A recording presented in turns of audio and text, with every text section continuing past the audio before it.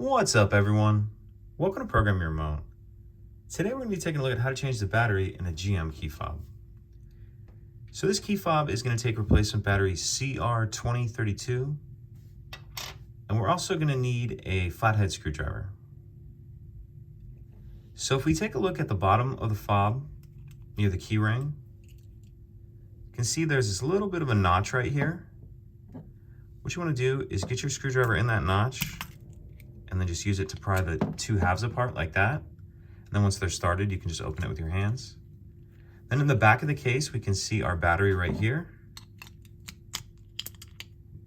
Get the old battery out, grab our new one, and we want to make sure that we're installing that with the plus side down, like that. And then go ahead and just snap the two halves back together. And that's it. Pretty simple. If you have any questions, please let me know. If you could take a second to like and subscribe, it helps us out, and I'd appreciate it. Thank you.